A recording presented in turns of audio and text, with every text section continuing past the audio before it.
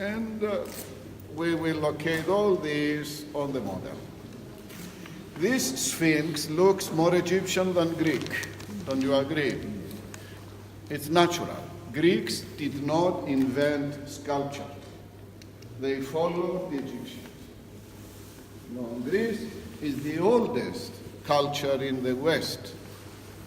Roman comes after. But before Greeks, we have Egypt. We sailed to Egypt for food, and we learned from them how to make statues too. So the idea of the statue came from Egypt. It was made on one island we call Naxos. Naxos is not as promoted as Santorini and Mykonos, but it is as beautiful and much cheaper if you want to plan in the future. It is exactly the size of Singapore, to give you an idea in Asia. Very small. So we call it the Sphinx of Naxos. That young lady and this one, we are decorating this frame. It looks like a frame for a big picture. It's not. It's the seal of a door, marble door, decorating the treasury of Sifnos. Sifnos is another island now. More beautiful than Naxos and Santorini together. No one knows it. It's very beautiful. So here we have the reconstruction of Sifnos. Remember, it's a safe box, like the ones we have all to keep valuable things safe from the thieves. So it's remarkable. Instead of pillars, we have statues. Only two cases in our architecture. We are in the second model Gambaras cave, but the Acropolis. The temple of Poseidon, not the Palace. It has 6 such statues. This is the frame you see here. And here we have a bas relief we spread all around the room, illustrating the most heroic history of ancient Greece. And they put them in the field, taking away the cyclops and the monsters. You see no monsters in the field, no? Only people fighting. Now, how did this mess start? It started for a woman, you very well know, Helen of Troy, correct? Correct, not exact. It started on Mount Olympus, involving the female population only. Artemis, Aphrodite, Athena, all the goddesses are fighting over a golden apple. It's an apple. There is some writing on it. I belong to the best looking one. So each one is the best looking one. Who has the apple in her hands? Athena. You see, with ancient Greece, we don't need subtitles. Athena has a code of snakes. So this can be Athena. She has the apple, but the inscription infuriates everyone. I belong to the best looking one of you. Suspicious. Aphrodite does nothing to claim it. The other goddesses, this one is receiving slaps. This one is losing hair, scratching, clawing. Why is Aphrodite out of this? Because she is in cahoots with the judge. Not Zeus, Paris. Who is Paris? He's a very handsome but very naive, unscrupulous prince of Troy. You know, Troy has 2 princes. Hector is noble, But Paris is a philanderer. So they come to an agreement with Aphrodite. If you give me the apple, I give you Menelaus's wife, because Helen is married to the king of Sparta, Menelaus. So Paris snatches the apple from Athena, puts it in the lap of Aphrodite, and the war starts from the apple, with the apple of discord. If two parts are fighting, it's metaphoric. We say this is the apple of discord. It causes friction between two parts. So, escalation. No one bleeds. They are simply on bad terms. When Ajax and Hector and Achilles start fighting, they stay dead when they die. Okay, gods don't die. So 10 years war. Who wins? No one. So up and down the scales for 10 years. So we must change tactic. That is when Ulysses suggests the Trojan horse. Right. Trojan horse. Have you heard it? I heard it 2 times. I have 2 daughters. They ruined 2 hard drives. It's a virus. No, Trojan horse is a metaphor. What looks very appealing, you take it home and ruins you from within. It's a metaphor. And Cassandra. Who is Cassandra? Is a prophetess like the Pythoness.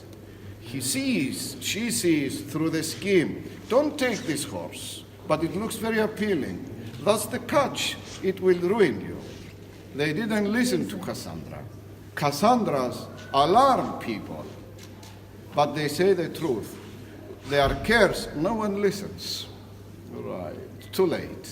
So these are metaphors we also use in our life, coming from the epic poem we call also the Iliad.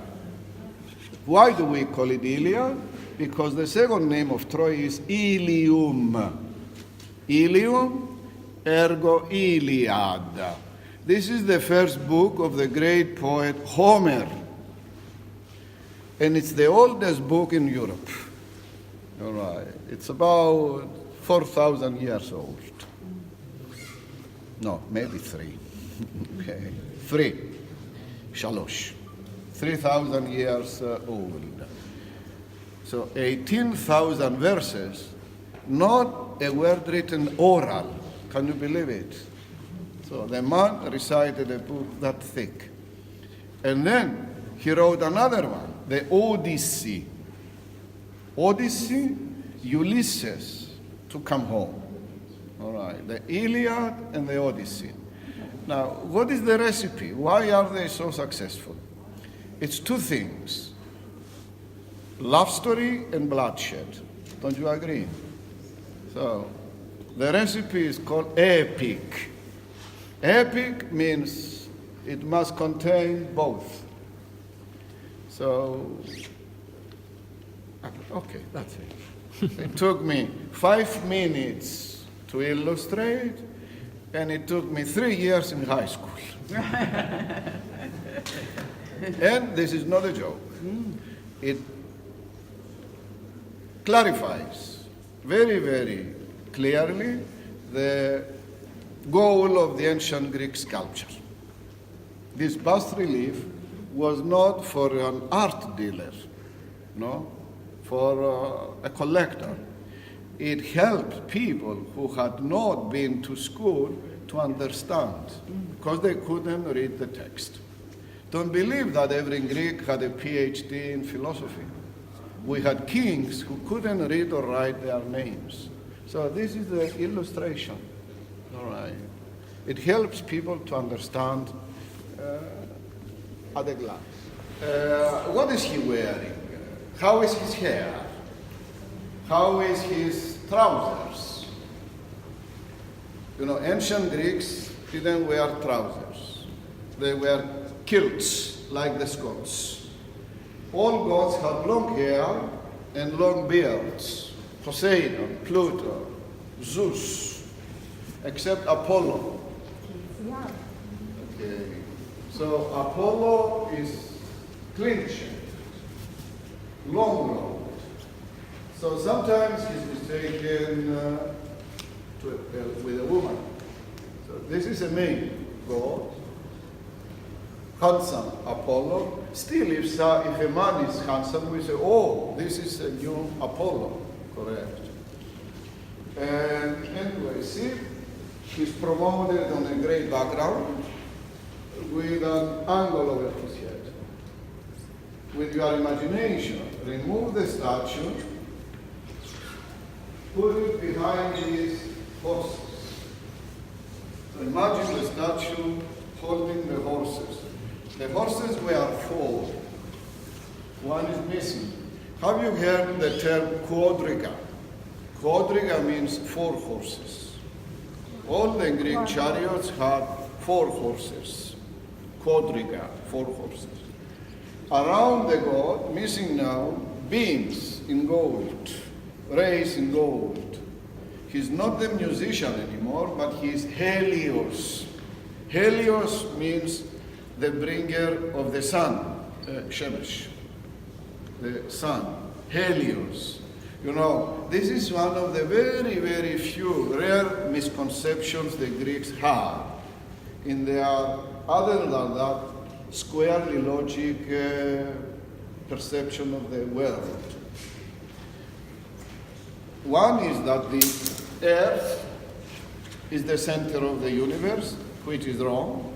Galileo put it right. And for this case, the sun is not a ball, it's a flat, luminous disk. It's not automobile. It doesn't move on its own. So we need a vehicle. Apollo's quadriga. So Apollo wakes up in the morning, prepares his quadriga, adds the sun, off he goes from east to west, from Anatolia to Hesperia. Anatolia is Hesperia, the west. Helios, to promote knowledge. So if you are a suppliant, that is a pilgrim, you start from the agora, you follow the sacred way, and you stop at the altar. That's it, end of the line. If you are a wizard, you go one step beyond, and you take the stand in the theater. If you make a fool of yourself, it's your choice. But there is one chance you may become famous. Don't waste it. So this is where all these guys do. And 2,000 critics. Now, for the priestess, have you seen the location of the Sphinx? He said, no. You knew it, but you didn't know that you knew it. All I did was to make your ideas in a form, like a midwife delivering a child. So the midwife holds the child. Child is not hers. All right. So we call his technique the midwife's technique. Did you know it? The midwife's technique. His fellow educators hid. So they took him out of the way. Did you know that he was condemned to drink poison? He refused to escape, although his beloved students corrupted the jailers. Master, the gate is open. We paid these guys. Escape. He said no. They told him, but a twisted law condemned you. This is not just. He said, who am I to debate the law? Until we find a better law, we must abide by this one. All right. So he said, the law by nature must be harsh. That's the difference between a law and a joke. Anyway, you know who hated him the most? The wife. Who else? Oh, really?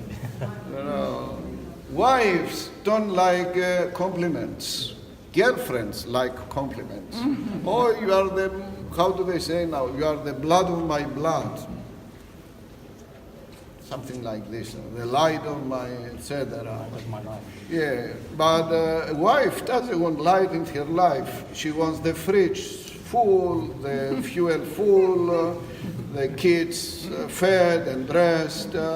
She doesn't have time for compliments.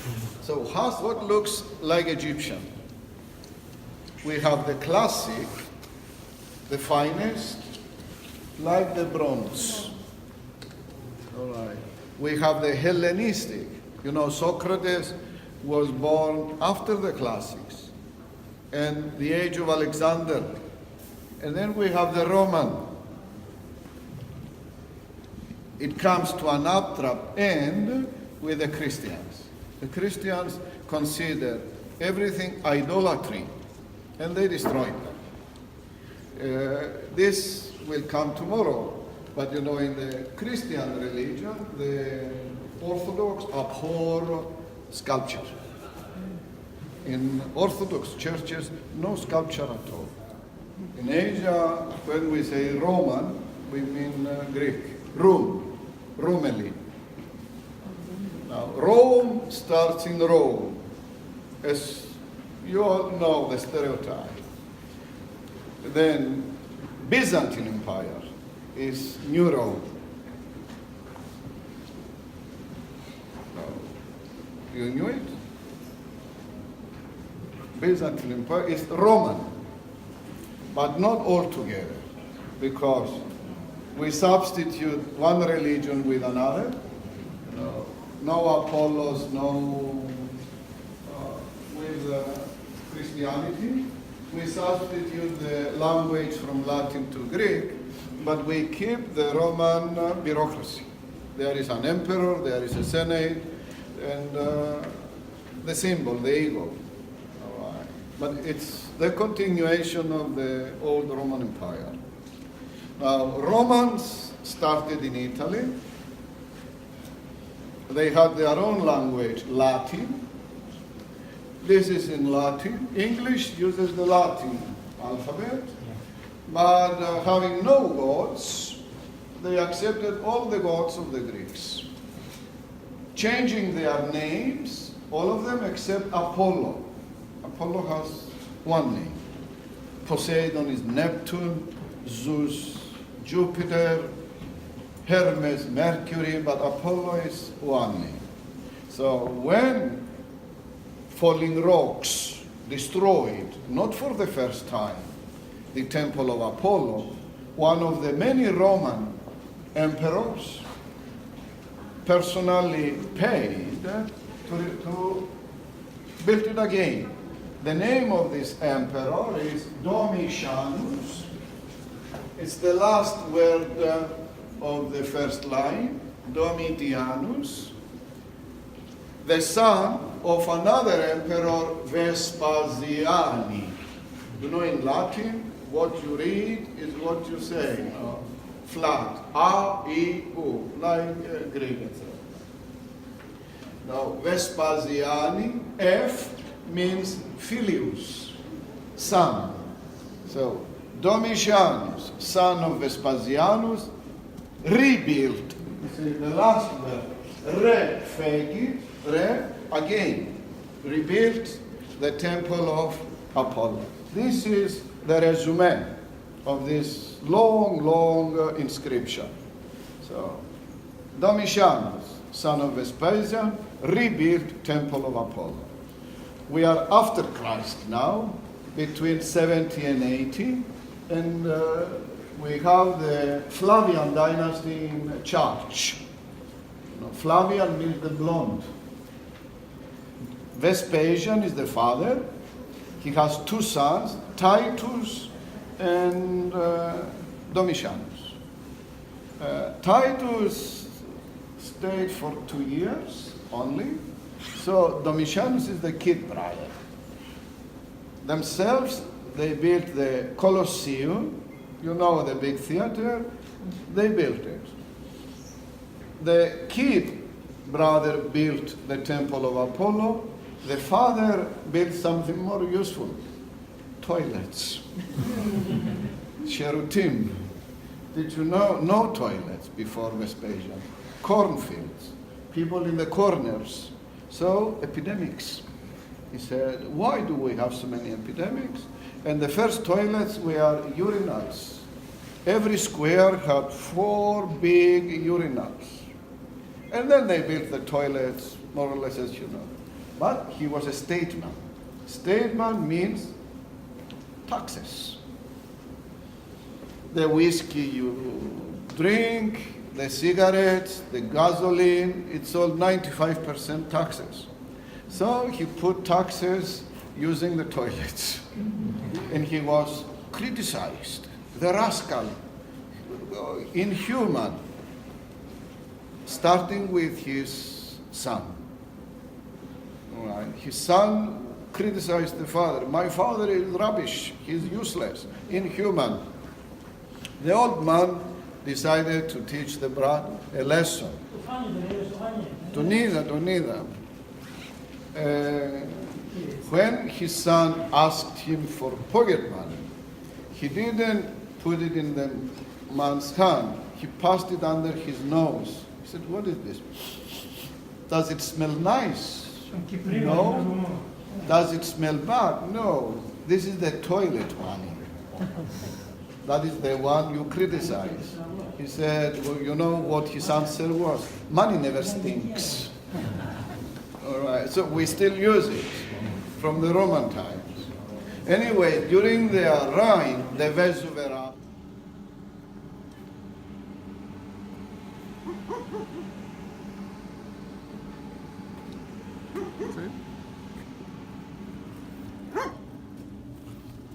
Xiao Wong Wong.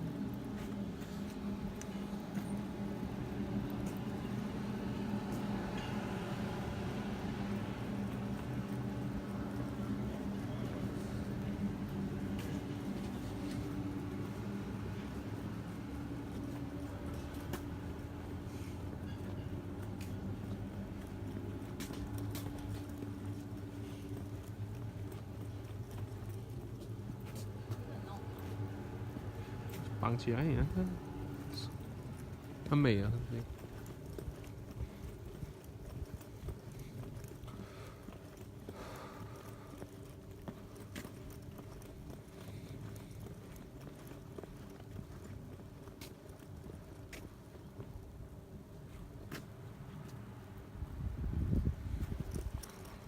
你看这里。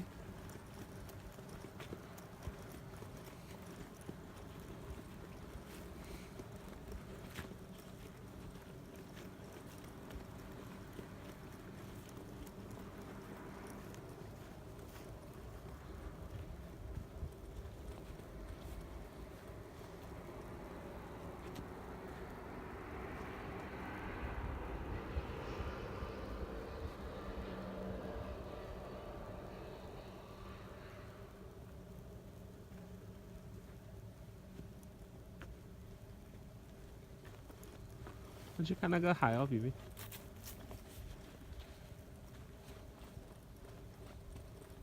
你要在哪里拍？让我拍那个这样。